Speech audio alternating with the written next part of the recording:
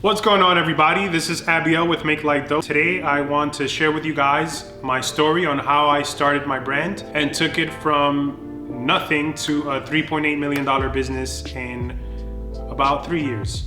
But before I get into that story, I want to give you guys a little bit of a background because a lot of you guys don't know my full story. Before I started this brand, I had already went through a 9-year venture with a previous brand, which I started back in 2004. That project pretty much went to crap in 2013 because of just mismanagement and I would say a pretty bad partnership. But it was a very good lesson learned. And it was 9 years of basically fashion school and business school that we would have never had going to school because it was very hands-on and we got to learn all the different facets of the business. We were able to take from our failure and do everything differently with this new project so that we can see success with it. So I've been in the business since, like I said, 2004.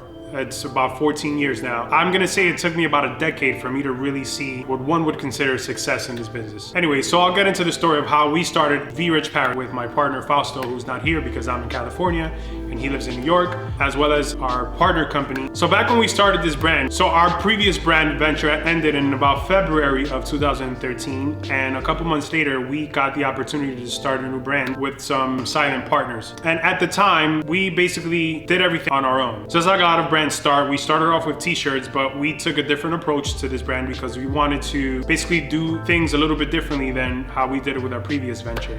So we sought out to do the dopest t-shirts at the time. It was at a time where Givenchy was kind of like leading the market and they were doing these really cool like sublimation images on t-shirts. So we sought to do the dopest sublimation t-shirts and offer them to the market at basically a fraction of the cost of a brand like Givenchy, but still have a similar aesthetic and comparable quality. So we got a couple of samples made, cost us maybe somewhere around $1,000, and we went and hit the road running with a couple of samples in a duffel bag. My partner Fausto and I took to the streets, and we first went to a couple of retailers that we already had relationships with because of our previous brand and sold them the product first. But then we cold called a bunch of accounts and pre-sold our samples to a bunch of stores that we had no relationships with. As a starting brand, and you want to get into the wholesale business, obviously, the first thing you need to do is go out and get pre-orders on your goods for a future delivery date. It's not smart for you to go and produce a bunch of goods and try to sell goods based off of sitting inventory of product. That's basically the backwards way to go about it. The best thing for you to do is create some samples and then go out and cold call a bunch of stores that you would like to see your product sold at and take pre-orders from these buyers. Anyway, within the first month, we went out and we got our product in about, I'm gonna say 60 stores, and we sold close to $100,000 worth of wholesale goods. And then we immediately started selling our second round of goods. The first round of goods we were gonna ship 2 months later, and then the next delivery after that was gonna ship a month after that. So we had to basically go out and immediately sell the new goods to the same accounts.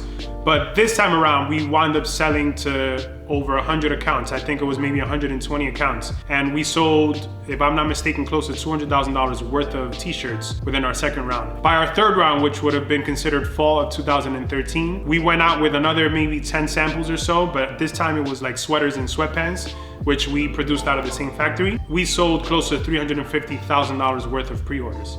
And that's basically how our business started. So once we got to this stage, we wound up hiring an actual sales team, which basically took over our sales efforts from that point forward. And then maybe 9 months into the project, we wound up striking a licensing deal with a licensing company in New York who took interest in us because we had already put in all of this work on our own. Now, initially, it was very challenging for us because we had to do all of the work ourselves. So not only did we have to go out and design the product, source all of the fabrics, oversee manufacturing, and then deal with shipping orders, logistics, etc., etc. We pretty much did everything on our own. And it wasn't until we finally got this licensing deal that they had an infrastructure in place where we can focus solely on basically design and marketing and help with the sales efforts. And that's my advice to anyone looking to get into the wholesale business. There are some brands out there that basically own everything and they manage to do everything on their own, but that's very challenging. In our experience with our previous brand, we learned that it was better to have a smaller piece of a big pie than have a large piece of a smaller pie and have to do the work yourself. So we traded that off happily and got into a licensing deal, which lasted about 3.5 years. And with this infrastructure, we managed to take the brand from doing, I don't know, let's say $500,000 a year in wholesale sales to $3.8 million by our third year, which was 2016. Now, this doesn't dictate how much money I put into my pocket, so don't get the wrong interpretation that this venture made us rich. It didn't make us rich because, you know, as you guys would know, there's a lot of overhead involved, a lot of moving parts. So you have a $3-4 million business, it doesn't necessarily mean you take home $1 million in your pocket. But what this did for us was create an opportunity to create jobs for a bunch of other people and also allow us to follow our dreams and do what we love for a living. And for that, we are grateful. So for those of you who are looking to start brands, this is just one way you can do it. There's really no set way into how to see success with this, but this is how we saw success, and that's why I wanted to share my story with you guys. We live in an age now where the internet offers so many different resources, and I strongly believe that you can start a brand and have a lucrative business up and running within months if you're just selling direct to consumer, kind of like how Supreme does. That wasn't necessarily our approach with this brand because we started 5 years back, and wholesaling was more so our MO as a company and what we had learned in the business. So we put a lot more effort into creating a wholesale business as opposed to a retail business. Now we're actually putting effort into both, and we have expanded our efforts on our e-com website for VRich. But I've also started a side project, which is something that I'm gonna be involving you guys a lot more on, which is called CryptoHypeBeast.com.